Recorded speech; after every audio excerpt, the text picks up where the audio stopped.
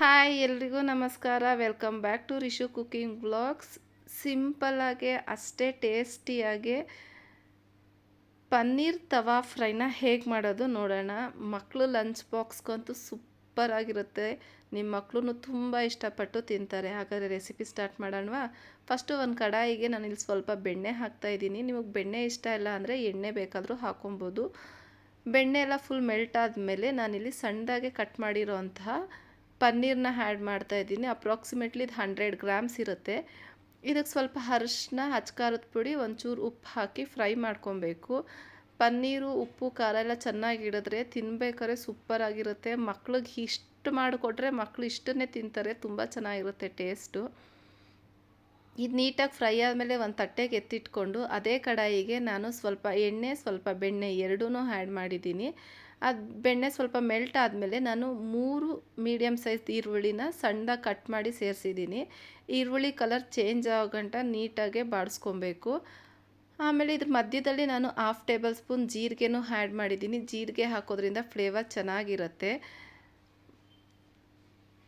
ಇದು full ನೀಟಾಗೆ fry ಆದಮೇಲೆ ಮಧ್ಯಕ್ಕೆ ಸೀಳಿರೋಂತಹ 2 ಹಸಿಮೆಣ್ಸಿನ್ಕಾಯಿನ ಹಾಕ್ಕೊತಾ ಇದ್ದೀನಿ. ಹಾಗೆ 1 ಟೇಬಲ್ ಸ್ಪೂನ್ ಶುಂಠಿ ಬೆಳ್ಳುಳ್ಳಿ ಪೇಸ್ಟ್ನೂ ಹಾಕ್ಕೊತಾ ಇದ್ದೀನಿ. ಶುಂಠಿ ಬೆಳ್ಳುಳ್ಳಿ ಪೇಸ್ಟಲ್ಲಿರೋ ರಾ ಸ್ಮೆಲ್ ಕಂಪ್ಲೀಟಾಗಿ ಹೋಗೋ ಗಂಟ ನೀಟಾಗಿ ಫ್ರೈ ಮಾಡ್ಕೊಬೇಕು. ಆಮೇಲೆ ನಮಗಿಷ್ಟವಾದ ವೆಜಿಟೇಬಲ್ಸ್ನ ಸಣ್ಣದಾಗೆ ಕಟ್ ಮಾಡಿ ಹಾಕ್ಕೊಬೋದು. ನಾನಿಲ್ಲಿ ಕ್ಯಾರೆಟು, ಬೀನ್ಸು, ಕ್ಯಾಪ್ಸಿಕಮ್ಮು ಹಾಕ್ಕೊತಾ ಇದ್ದೀನಿ.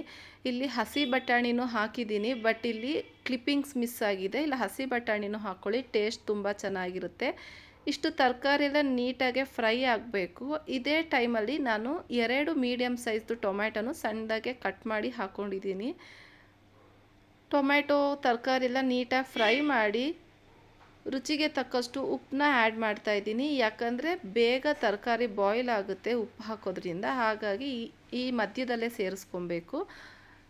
ಸ್ವಲ್ಪ ತರಕಾರಿ ಎಲ್ಲ ಫ್ರೈ ಆದಮೇಲೆ 1 ಟೇಬಲ್ ಸ್ಪೂನ್ ಆಗೋಷ್ಟು ಅಚ್ಕಾರದ ಪುಡಿ ಹಾಕ್ಕೊಂಡಿದ್ದೀನಿ. ನಿಮ್ಮ ಖಾರಕ್ಕೆ ಅನುಗುಣವಾಗಿ ನೀವು ಅಡ್ಜಸ್ಟ್ ಮಾಡ್ಕೊಬೋದು. ಈಗೆಲ್ಲ ನೀಟಾಗೆ ಫ್ರೈ ಮಾಡಿ ಅದು ಸುತ್ತ ಎಣ್ಣೆ ಬಿಡೋ ತನಕ ನೀಟಾಗೆ ಫ್ರೈ ಮಾಡಿ ತರಕಾರಿನೆಲ್ಲ ಚೆನ್ನಾಗಿ ಬೇಯಿಸ್ಕೊಬೇಕು. ನೋಡಿ, ಈ ಥರ ಸುತ್ತ ಎಣ್ಣೆ ಬಿಡಬೇಕು. ಹಾಗಾದರೆ ಇದು ಕರೆಕ್ಟ್ ಕನ್ಸಿಸ್ಟೆನ್ಸಿಲಿ ರೆಡಿ ಆಗಿದೆ ಅಂತ. ಇಷ್ಟಾದಮೇಲೆ ನಾವು ಮೊದಲೇ ಮಾಡಿಟ್ಟಿರೋಂತಹ ಉದ್ರುದ್ರಾಗಿ ಅನ್ನನ ಇದಕ್ಕೆ ಆ್ಯಡ್ ಮಾಡಬೇಕು. ರೈಸ್ನ ಆ್ಯಡ್ ಮಾಡಾದಮೇಲೆ ಫ್ರೈ ಮಾಡಿರೋಂತಹ ಪನ್ನೀರನ್ನ ಹಾಕ್ತಾಯಿದ್ದೀನಿ. ಇದಕ್ಕೆ ಮೇಯ್ನ್ ಬಂದು ಪಾವ್ ಭಾಜಿ ಮಸಾಲ. ಪಾವ್ ಭಾಜಿ ಮಸಾಲ ಹಾಕಿ ಒಂದ್ಸಲಿ ಟ್ರೈ ಮಾಡಿ, ಟೇಸ್ಟ್ ಮಾತ್ರ ಸೂಪರಾಗಿರುತ್ತೆ. ಸ್ಕಿಪ್ ಮಾಡಬೇಡಿ ಈ ಮಸಾಲಾನ. ಮತ್ತು ಮೇಲ್ಗಡೆ ಸ್ವಲ್ಪ ಕೊತ್ತಂಬರಿ ಸೊಪ್ಪು, 1 ಟೇಬಲ್ ಸ್ಪೂನ್ ಆಗೋಷ್ಟು ಕಸ್ತೂರಿ ಮೆಂತ್ಯನೂ ಹಾಕಿ ನೀಟಾಗೆ ಮಿಕ್ಸ್ ಮಾಡಬೇಕು. ಬಿಸಿ ಬಿಸಿಯಾಗಿ ತಿಂತಾಯಿದ್ರೆ ಟೇಸ್ಟ್ ಮಾತ್ರ ಸೂಪರಾಗಿರುತ್ತೆ. ಮಕ್ಕಳಿಗೆಲ್ಲ ತುಂಬ ಇಷ್ಟ ಆಗುತ್ತೆ.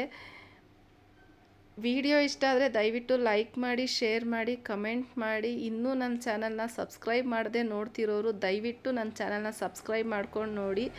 ಇದೇ ಥರ ಸಿಂಪಲ್ ಆ್ಯಂಡ್ ಟೇಸ್ಟಿ ರೆಸಿಪಿಗಾಗಿ ರಿಶು ಕುಕಿಂಗ್ ಚಾನಲ್ನ ವಾಚ್ ಮಾಡಿ. ನೋಡಿ ಎಷ್ಟು ಉದ್ರುದ್ರಾಗಿದೆ ಅಂತ, ಸೂಪರಾಗಿರುತ್ತೆ. ಟ್ರಸ್ಟ್ ಮೀ, ಒಂದ್ಸಲಿ ಟ್ರೈ ಮಾಡಿ, ಟೇಸ್ಟ್ ಮಾತ್ರ ಸಖತ್ತಾಗಿರುತ್ತೆ. Thank you for watching. ಮುಂದಿನ ವಿಡಿಯೋದಲ್ಲಿ ಸಿಗೋಣ. ಬಾಯ್.